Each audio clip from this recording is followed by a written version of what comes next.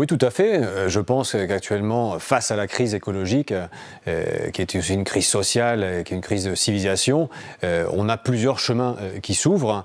Ces chemins, il y a des chemins qui sont mauvais, pour dire d'une façon assez simple. Ça peut être directement l'effondrement, ou ça peut être un type d'écofascisme comme réponse en fait à la crise écologique. Et forcément, ça, les deux, c'est de la barbarie en fait. C'est soit la fin de la civilisation telle qu'on la connaît, avec l'effondrement, soit une vision éco-autoritaire et très violente en fait pour solutionner le problème écologique. Et donc face à ça, effectivement, face à ces deux types de barbarie, je ne sais pas laquelle est le pire d'ailleurs, là il faut une réponse. Et la réponse, effectivement, c'est l'écologie, car elle apporte la réponse face aux plus grands problèmes actuels qu'on a. Parce que si aujourd'hui on voit la crise du Covid-19, c'est une piqûre de rappel en fait face à ce que pourrait être la crise climatique et ce que sera la crise climatique si on ne fait rien au bon niveau pour l'arrêter. Aujourd'hui, c'est une répétition générale en fait. Donc effectivement, face à cette barbarie, il faut donner des réponses qui soient à la fois à la hauteur sur le plan écologique, mais aussi qui intègrent le social. Donc il faut politiser encore plus l'écologie, socialiser encore plus l'écologie.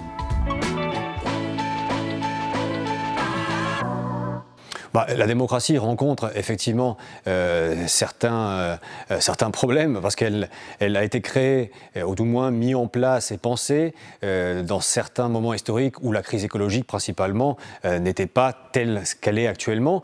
Donc effectivement, il faut la mettre, il faut l'actualiser, il faut faire rentrer plusieurs choses en démocratie pour qu'elle puisse continuer à être un bon ressort face aux crises climatiques, de la biodiversité par exemple que nous connaissons actuellement.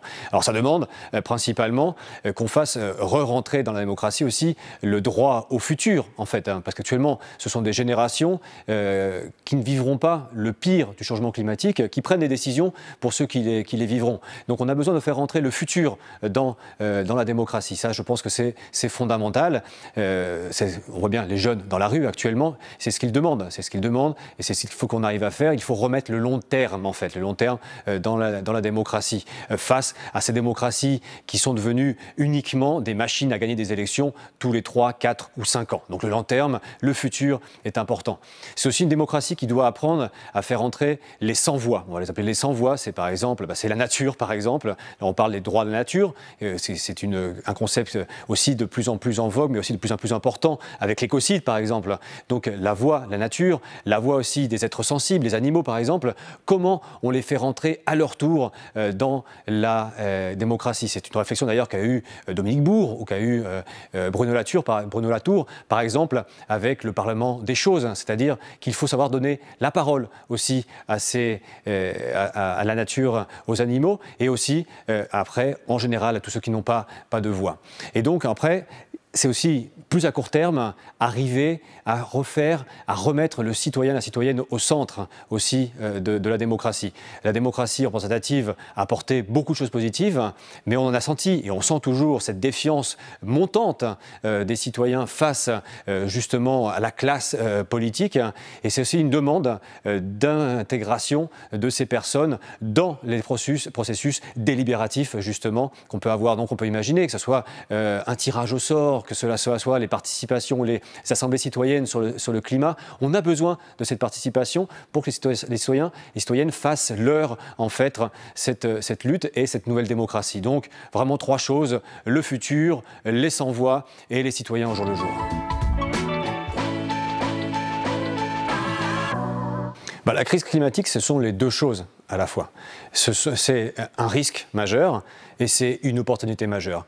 Et les 2 choses doivent être importantes dans le discours écolo. C'est un risque parce qu'il faut reconnaître effectivement qu'un monde est en train de mourir et un autre en train de naître. Et quand un monde meurt, certains perdent ou certains ont des problèmes face à ce changement. Et il faut savoir s'adresser aussi aux peurs, mais à la différence de beaucoup de mouvements, surtout d'extrême droite par exemple, c'est de savoir transformer positivement ces peurs. Et justement, étudier ce risque et expliquer aussi les opportunités qu'on peut avoir. Opportunités qui sont énormes, on le sait tous très bien dans cette transition écologique, en commençant par les emplois, en fait.